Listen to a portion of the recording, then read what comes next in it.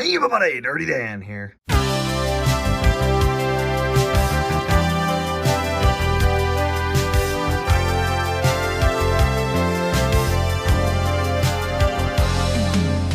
So, we've got quite the specimen on our hands today. This is a Mantua 462 in the Chessie paint scheme, which I've been after for years now. I talked about this in a previous video, I actually showed it. There's even footage of it running as a short on my channel, which gained a ridiculous amount of views for some reason. As you can see, this engine has suffered some severe water damage, but the incredible part is that it still functions. Like I said, there's a short on my channel of this locomotive actually running. Mind you, not on track, because there's no way this can pick up power. It's like physically impossible for it to pick up any power, really.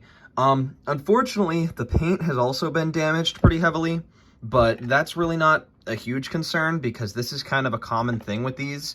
I'll eventually get one that has super nice paint. What I really care about is the pilot's in good shape and everything is physically there. This engine really doesn't have that much damage. It's really just the paint. Even the drawbar's intact, which is always nice. But apart from that, we already know it's mechanically sound, so I won't have to be replacing any drive components like brushes or springs or anything like that. So with all that said, in typical fashion, let's get to disassembling this thing.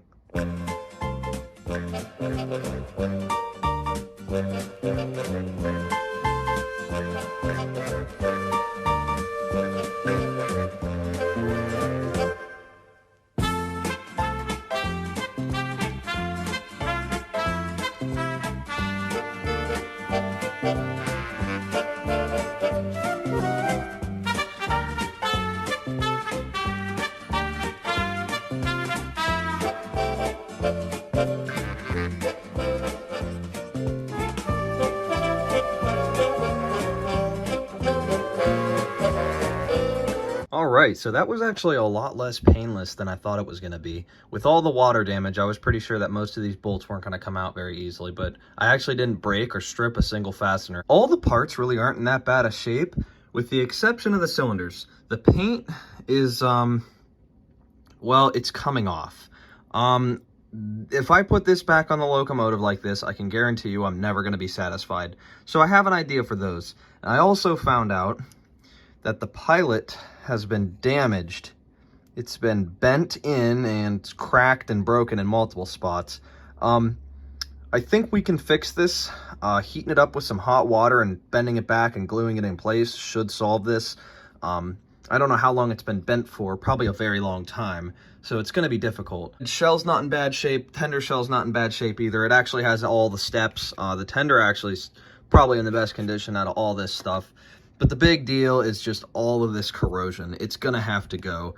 This is going to take a really long time to get rid of it all. It's rusted the rods, so these are all going to have to be wire wheeled and polished and cleaned. You know, it's all over the drivers. It's not ideal how much corrosion there is. It's on the axles. So if I want this thing to pick up power, I'm going to have to spend quite an amount of time dialing in all of this little stuff. I'm warming up my ultrasonic cleaner right now. I'm going to end up using that to clean a lot of the parts, but we are going to clean the shell and the tender shell separately, just in some warm water. Let's get to that first. So something that I think is important to remember when you're cleaning stuff like this is you don't want to use something with really strong bristles because it tends to want to take off paint. I've had to remove, you know, dust and stuff and dirt from a lot of really fragile models in the past. For example, the Tyco Presidential Seal C430s. Now, those are probably like top tier of the list. Now, when you go to clean them, it's just better to use something like, honestly, like a paintbrush. A paintbrush works good. That's what I found is like the best way to do it. And when you use a paintbrush, take your time. There's no rush. Like, it's seriously not a race. It's better to just take your time and work around all the little details than, you know, just go at it. Another thing to keep in mind is you want to stay away from the decals and stuff as much as possible. That's how you're going to save them. Because if you keep going towards those, you're going to, you know, provoke the water slide if it is decals, and just, you're going to strip them off.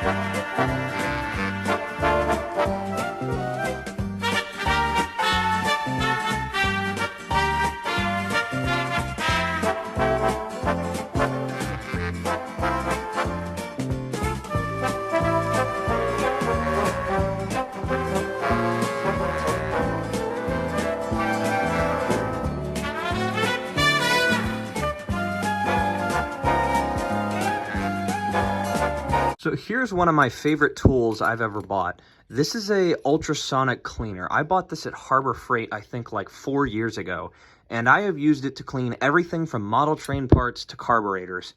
It is probably one of the best tools you can get if you're ever like just working on stuff like this. It's just so nice. So let me show you what it does. So you put everything on this little tray here. You don't necessarily have to put it on here, but I like to use it. And then I actually made some handles because this has a heat setting. It gets very hot, so you do not want to touch that inside of there. Put this in here, and then you put the lid back on. Now, I don't know exactly how this thing works, but the best way to explain how this thing works is it pretty much just shakes the basin that the parts are in, and that cleans them. That's as far as my understanding goes. It has, like I said, it has heat, and then you set however long you want to put the parts in for. So we'll do 180 seconds, and it's kind of noisy, but if you cover it with something, it quiets down. But yeah, this is probably one of the coolest tools I've gotten over the years. It works great.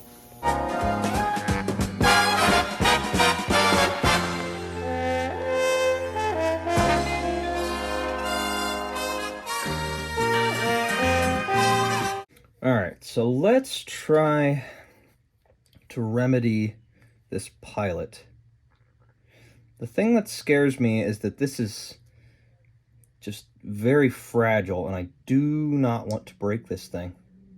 Because if I break it, then we have no pilot. Yeah, it's not wanting to go. It's honestly pretty surprising how bad that is. Let me see if I can maybe put something in here to kind of wedge it. It's almost like I need some shims here to kind of make this work. Okay, so this definitely isn't the most genius or practical solution, nor even the right way to do this, but what I've done is I've stuck a Dremel bit in between here, and I'm going to put this in the ultrasonic cleaner and warm it up and see if the plastic will warm up and become malleable enough that it will stay where it's at, and then I'll cool it down. I've used this trick before and it worked, so we'll see what happens.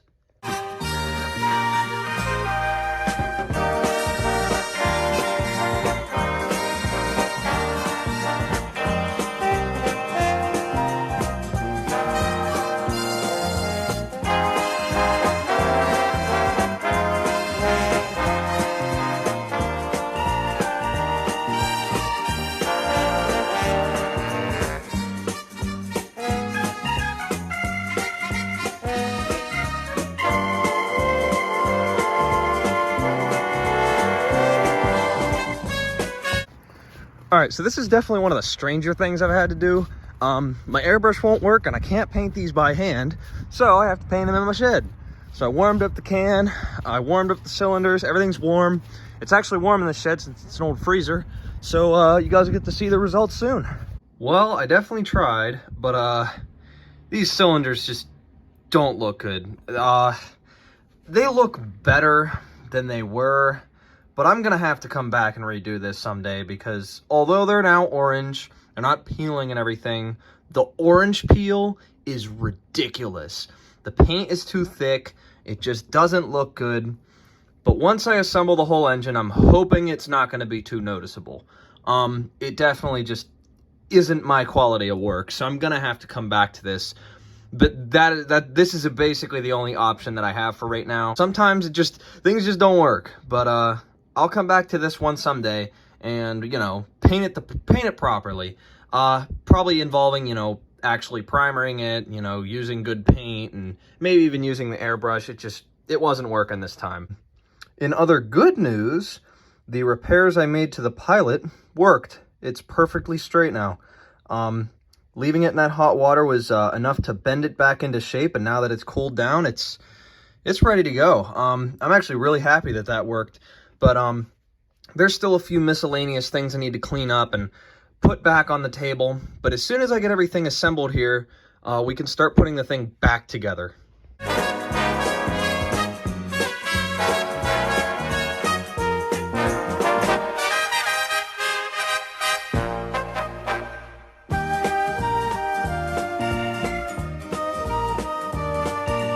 Okay, I think it is finally time that we can start putting this thing back together.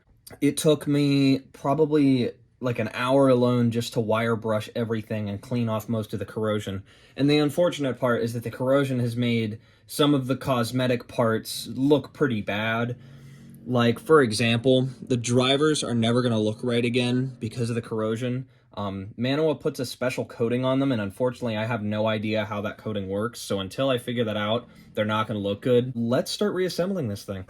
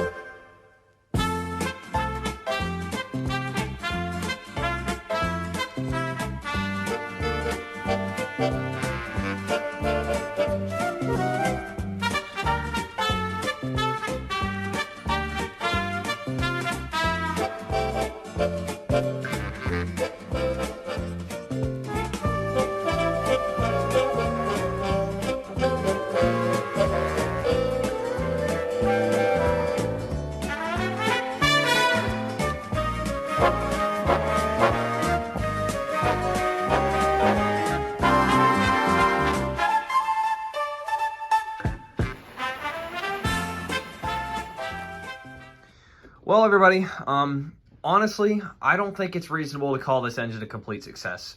While we did completely rebuild the engine, make it run, and make it look pretty good, there's one thing that bugs me. It's these cylinders. They don't look right, the paint's too thick, and they got orange peel. It's not even the right orange. I mean, it's close, but it just doesn't rub me the right way. So I'm going to have to revisit this engine in the future, but for now, it'll stay the way it is. It really does look a hell of a lot better than it did before, I'll say that. The colors are nice and vibrant. That's what I always liked about this engine. The tender looks beautiful. Tender, no issues, turned out great. Put a new coupler on it, as you can see here. But it's just unfortunate, you know? But unfortunately, it's winter, and the painting situation isn't that great. So this is just one of those things I'll have to come back to. And the other thing that's not entirely nice is the fact that the drivers are kind of white, but there's not really much I can do about that except for painting them, and it wouldn't really look right. I've tried it before with different engines, and it never turns out the way I would hope. But honestly, it runs, and it is the engine that I wanted. It is the Chessie Pacific. It is pretty cool, and it's just nice to have one. And I'm sure I'll find another one someday. There's actually another version of this that I don't have, so I'll track down that other version, and hopefully it's in better shape. But for now, it still really is a stunning example. The colors are just what makes this engine pop. And that's why I repainted the cylinders, because I wanted this engine to really stand out in the collection. It's a really cool piece. I'm just really glad that I was able to make this engine run so good. It really does run beautiful for having the severe water damage that it had.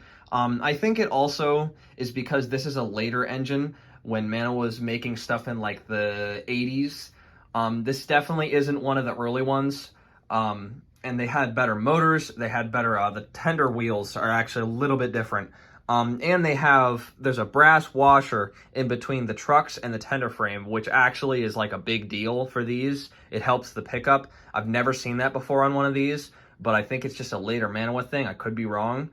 But yeah, with that said, I really hope you guys enjoyed this video. It's a bit of a return to form for me, and that's why this is kind of a, discombobulated video. I have to kind of learn how to make these again, because I haven't made one in so long.